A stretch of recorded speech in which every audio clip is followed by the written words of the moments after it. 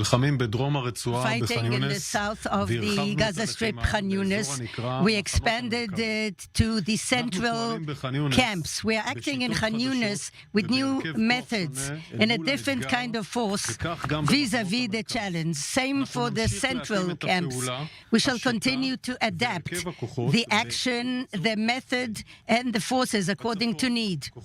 In the north, the IDF attacked quite a few targets of Hezbollah in Lebanon.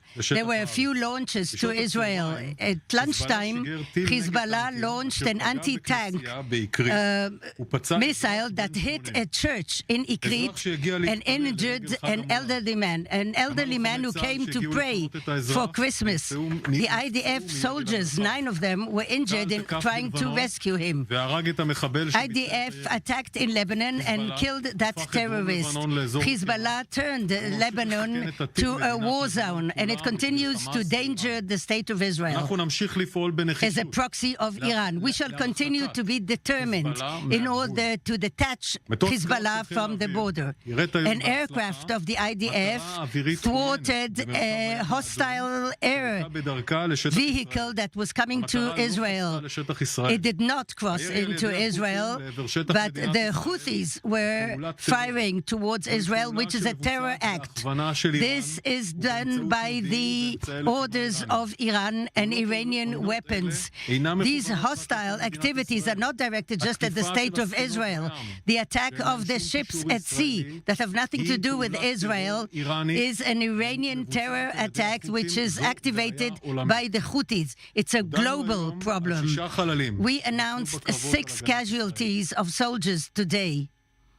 All of them were lovers of the country, defenders. The fallen of IDF belong to the society of Israel from many places in Israel. They fought together with camaraderie and heroism for our joint house. We embrace the families. As the Chief of Staff says today, we have the duty to ensure that their death was not in vain.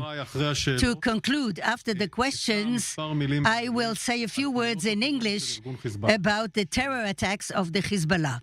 Questions, please. Channel 11. Does the IDF follow the fuel that goes to Gaza, and how much gets to Hamas? We follow the fuel, and this fuel is needed for the benefit of the population in Gaza. It is needed for the desalination plants of water, for UNRWA, for hospitals.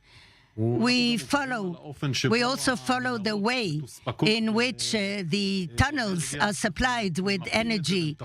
We are mapping it, we're dealing with it in every area that we act in. We shall continue also in that. We have to continue to supply the population in Gaza by humanitarian effort. That will help us to continue our fight and war to separate between the citizens, and it's difficult, and the terrorists, the murderous Hamas people who cause a lot of suffering to the Gazans as well. Liran Weinstein from TV channel. Palestinians said today that in Rafah they are digging 80 graves and also a same number of dead Palestinians in the crossroads. Why do we give back bodies of Palestinians when our hostages are not back?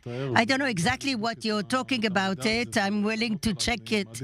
I would rather be accurate. I don't want to, just answer questions without knowing, but I want to say that we return people who doesn't have to be in Israel back. We give them back to Gaza.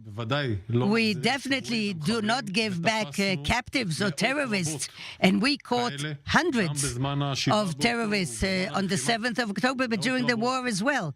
Hundreds who surrendered and are interrogated inside Israel. And these are war captives. But you have to separate between the civilians and the war captives. And we shall continue to do so. As for the things exactly that you mentioned, I'm going to check it and I'll give you a correct answer. I would like to say some words in English. Today, Hezbollah fired an anti-tank missile from Lebanon, hitting a Greek Orthodox church in northern Israel, wounding 2 Israeli Christians. When IDF troops arrived to evacuate the wounded, Hezbollah terrorists fired another missile at the church, wounding 9 of our soldiers. Shortly after Hezbollah deliberately fired at the church, Hezbollah then fired at Israel from next to a mosque in Lebanon. We shared clear video evidence of this so that Hezbollah's violations of international law are on full display to the world. Iran backed Hezbollah in Lebanon follows the same extremist and dangerous ideology as Hamas's. Firing from holy sites in Lebanon and Gaza, firing at holy sites across Israel. Hezbollah's committing war crimes by indiscriminately attacking places of worship, just like Hamas.